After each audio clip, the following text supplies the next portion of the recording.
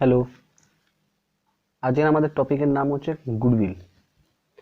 Goodwill আমরা যেটা শিখছি এখন ওয়েস্ট বেঙ্গল বোর্ডে শিখছি। ওয়েস্ট বেঙ্গল বোর্ডেরটা আমরা এখন দেখছি, ঠিক আছে। ওয়েস্ট বেঙ্গল বোর্ডে কীরকম কোশ্চেন আসে সেইগুলো ফলো করব, আর ওয়েস্ট বেঙ্গল বোর্ড অনুযায়ী আমরা এই সিলেবাসটাকে প্রতিটা ভিডিও আপলোড করে শেষ করার চেষ্টা করব, ঠিক আছে। তো গুডউইল বলতে আমরা কী বুঝি? সুনাম। গুডউইল বলতে কী বুঝি আমরা? সুনাম। প্রতিটা বিজনেসের একটা ভালো সুনাম হয়, প্রতিটা বিজনেসের একটা ভালো সুনাম হয়। তো এই সুনামের এই যে গুডউইল, যখন ধরো আমি একটা বিজনেস করলাম, আমার একটা গুডউইলের নাম হলো, আমার একটা বিজনেসের খুব ভালো নাম হলো, তো আমার গুডউইল কী হবে? মার্কেটে বাড়বে। তো এই যে জিনিসটা বাড়ছে, এইটারও একটা ভ্যালুয়েশন হয়, যে মানে কত টাকা আমার গুডউইল। যখন আমি বিজনেসটা সোল্ড আউট করব, তা আমি বিজনেসটার দাম তো নেবই, তার সাথে সাথে যেই জিনিসটা, যেই বিজনেসটাকে আমি বাড়ালাম, যার নামটাকে বাড়ালাম, যার সুনামটাকে আমরা বাড়ালাম, তো তার ভ্যালুয়েশনও করা হবে, যে কত টাকার গুডউইল অনুযায়ী আমি বিজনেস সেল করে নেব। ক্লিয়ার হলো? তো গুডউইলের দু ধরনের গুডউইল হয়। Goodwill can be classified to category: purchase of goodwill, non purchase goodwill. Purchase of goodwill মানে গুডউইলকে ক ভাগে ভাগ করা হয়েছে? দু ভাগে: purchase of goodwill, non purchase goodwill. Purchase of goodwill বলতে কি বুঝি? যেই গুডউইলটাকে আমরা পারচেস করেছি, মানে সাপোজ রিলায়েন্স কোম্পানির একটা ভালো গুডউইল আছে, আমি যদি তার বিজনেসটা কিনি, তো সেই কোম্পানির থেকে তো কিনবোই, তার গুডউইলটাকেও কিনে নেব, সেটা কি? Purchase of goodwill. ক্লিয়ার এটা? কিন্তু নন পারচেস অফ গুডউইল মানে কি? যেই গুডউইলকে পারচেস করা হয়নি, মানে রিলায়েন্স লিমিটেড কি কারোর কাছ থেকে আগে কি গুডউইলটা পারচেস করেছিল, নাকি নিজের থেকে গুডউইল মার্কেটে জেনারেট করেছে, নিজের থেকে জেনারেট করেছে? এরকম অনেক আছে। হলদিরামের মিষ্টি আমরা সবাই খেয়েছি, তো হলদিরামের গুডউইল পারচেস গুডউইল না সেলফ জেনারেটেড, মানে নিজের থেকেও তৈরি করেছে মার্কেটে ভালো প্রোডাক্ট সাপ্লাই করে, এটাকে কি বলা হয়? নন পারচেস গুডউইল। ঠিক আছে। এবার গুডউইল ভ্যালুয়েশন কেন করা হয়, কি দরকার আছে?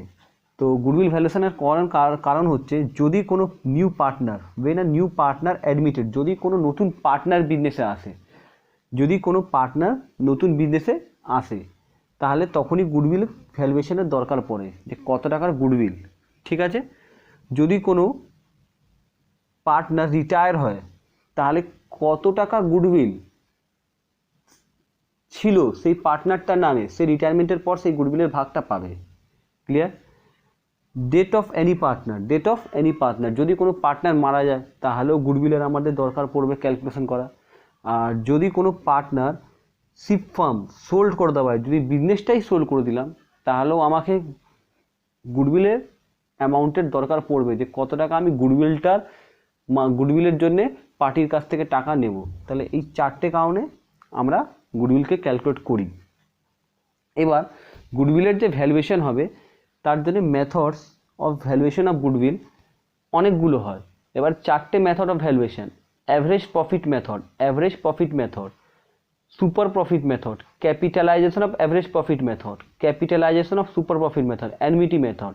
অ্যানুইটি মেথডটা তোমাদের সিলেবাসে নেই, ওয়েস্ট বেঙ্গল বোর্ডের সিলেবাসে নেই। আমাদের এই চারটে মেথড আছে: average profit method, super profit method, capitalisation of average profit method, capitalisation of super profit method. এইগুলো আমরা এক্সাম্পলের মাধ্যমে, উদাহরণের মাধ্যমে দেখব। ঠিক আছে। তো আমি আগে অ্যাভারেজ প্রফিট মেথড বোঝাচ্ছি তোমাদের। ঠিক আছে। Average profit method, question 1।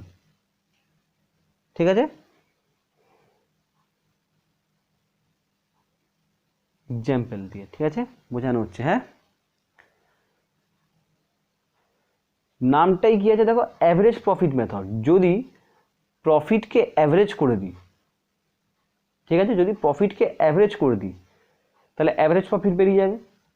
ঠিক আছে।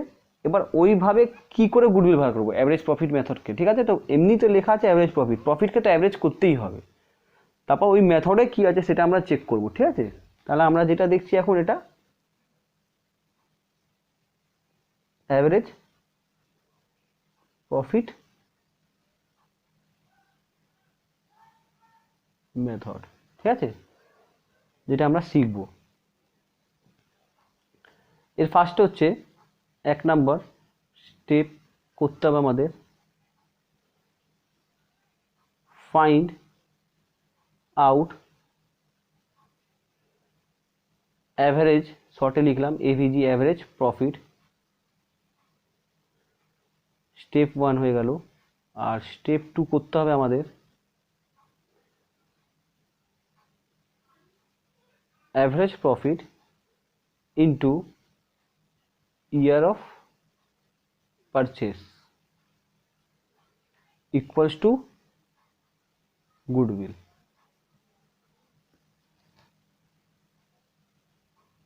ঠিক আছে, ইকুয়ালস টু গুডউইল। অ্যাভারেজ প্রফিটকে ইয়ার অফ পারচেস থেকে যদি মাল্টিপ্লাই করা দেওয়া হয় তাহলে কী বেরোবে, গুডউইল বেরিয়ে যাবে। ঠিক আছে, তাহলে এর কোশ্চেনটা আমরা একটা সলভ করে দেখব। ঠিক আছে, এর একটা কোশ্চেন আমরা সলভ করে দেবো, পজ করে এটা লিখে নেবে, তারপর আমরা একটা কোশ্চেন সলভ দেখাচ্ছি যে কী করে আমরা অ্যাভারেজ প্রফিট মেথড করব। ঠিক আছে,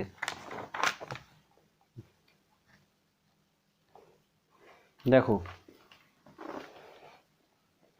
সবাই দেখবে একটু কোশ্চেন দেখো, determine the value of goodwill when it is valued 3 years purchase, when it is valued 3 years purchase. দেখো আমি ইয়ার অফ পারচেস বলেছিলাম, 3 years purchase. 4 year average profit মানে 4 বছরকে অ্যাভারেজ করে 3 years পারচেস থেকে যদি আমি মাল্টিপ্লাই করি তাহলে আমার কী বেরোবে, average profit method, goodwill. Clear?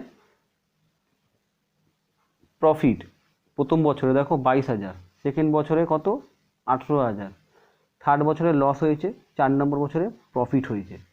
ঠিক আছে, তো আমি এই চারটাকে অ্যাভারেজ প্রফিট করব। ঠিক আছে, তাহলে কোশ্চেন 1 সলিউশন। ঠিক আছে, পজ করে কোশ্চেনটা লিখে নেবে। ঠিক আছে, পজ করে এই কোশ্চেনটা তোমরা লিখে নেবে। হ্যাঁ, তাহলে solution,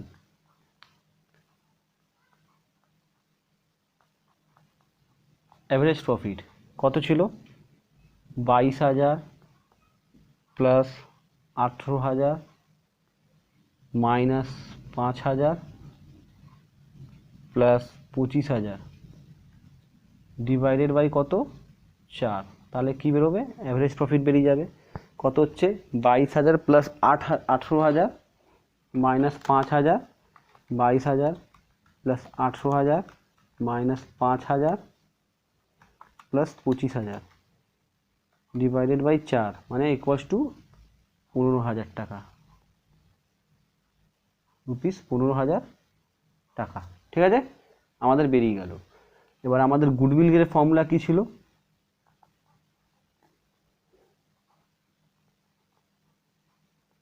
average profit into year of purchase. Average profit কত বেরিয়েছে আমাদের, 15,000 টাকা। ইয়ার অফ পারচেস কত ছিল কোশ্চেনে দেওয়া, 3 years purchase, 3 years purchase, 3 years purchase, 4 years average profit. 4 বছর অ্যাভারেজ প্রফিট বার করলাম, সেটাকে মাল্টিপ্লাই করবো 3 years পারচেস থেকে, 3 year অফ পারচেস। তাহলে কত, 45,000 আমাদের গুডউইল বেরোলো। ক্লিয়ার?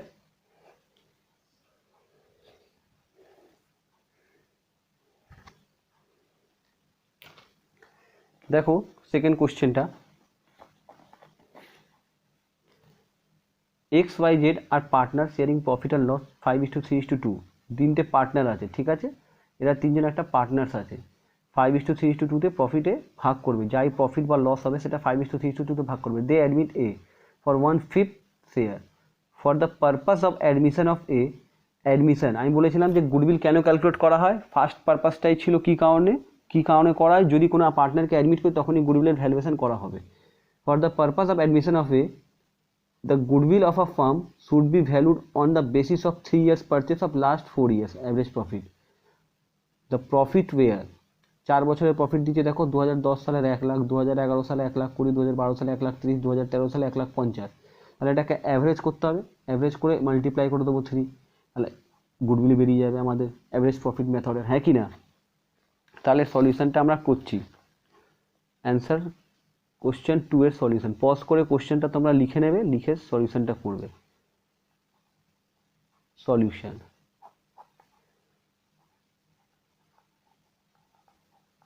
অ্যাভারেজ প্রফিট কত? 1 lakh plus 1,20,000 plus 1,30,000 plus 1.5 lakh divided by কত? 4। কত হচ্ছে? 1 লাখ, 2 লাখ, 3 লাখ, 4 লাখ, 5 লাখ বাই 4, 1,25,000, মানে 1,25,000 টাকা আমাদের অ্যাভারেজ প্রফিট। তাহলে গুডউইল কত?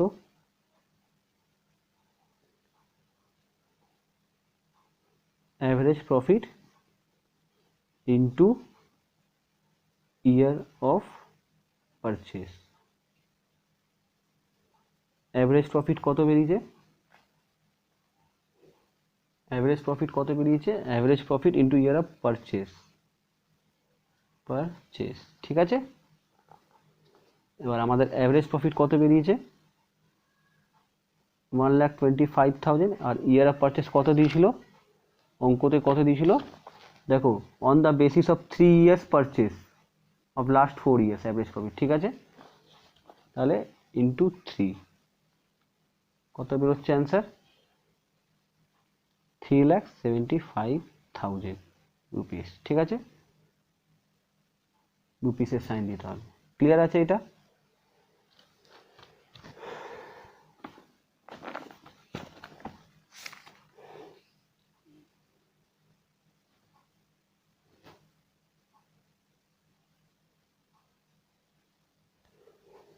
তাহলে এটা অ্যাভারেজ প্রফিট মেথডের আমি বেসিক দুটো সামস দেখালাম। আশা করি আপনাদের মোটামুটি ক্লিয়ারই আছে, অসুবিধা তো হবে না আশা করছি। তো এইবার আমরা সুপার প্রফিট মেথডটা দেখব।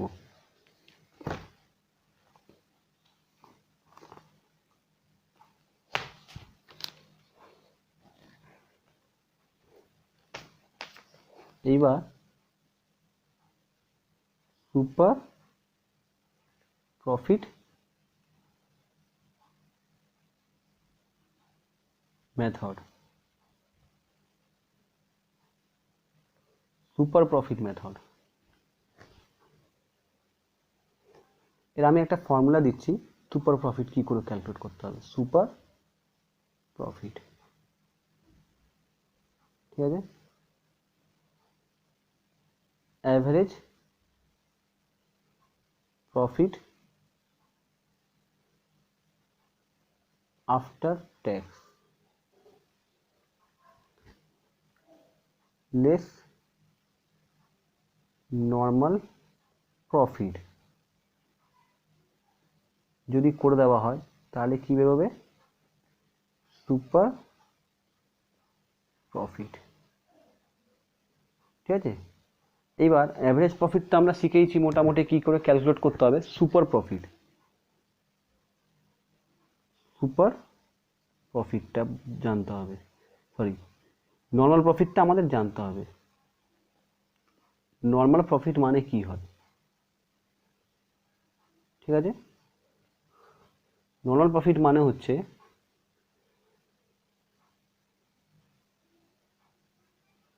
Capital employed minus capital employed into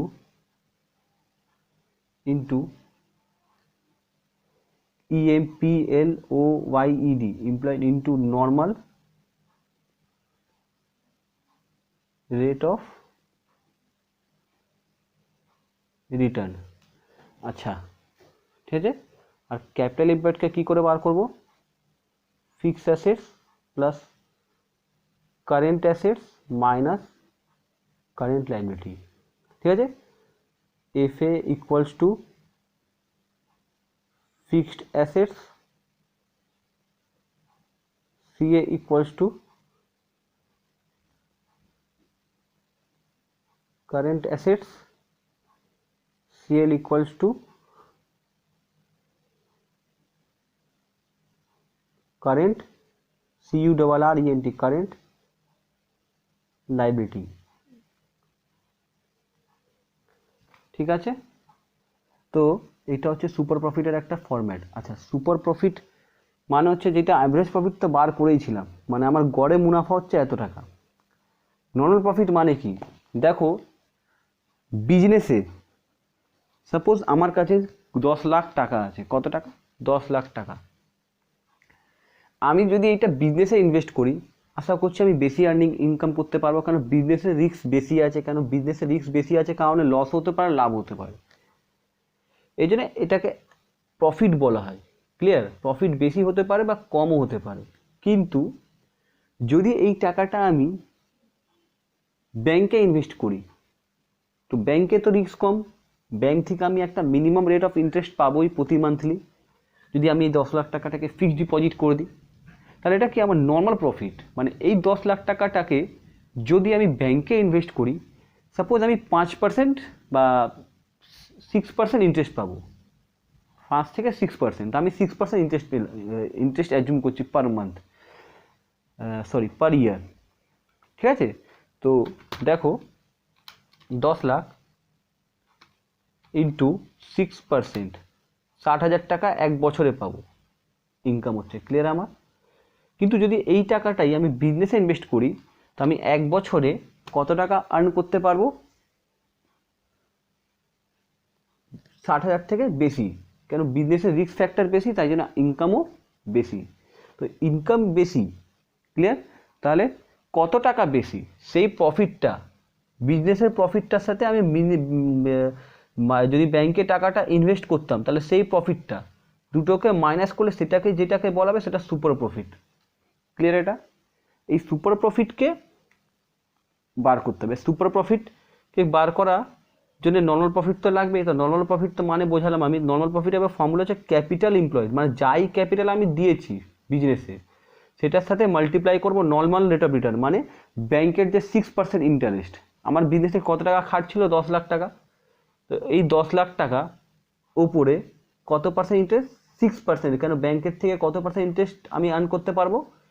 6% minimum, without risk. কেন? 6% আমি পাবোই, কোনো লস হওয়ার চান্সই নেই ব্যাংকে যদি আমরা টাকা রাখি।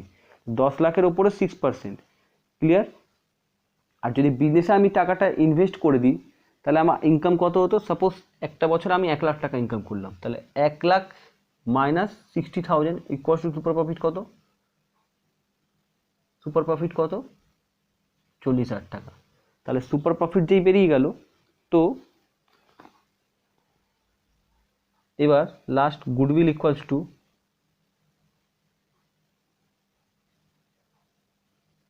Super profit into year of purchase.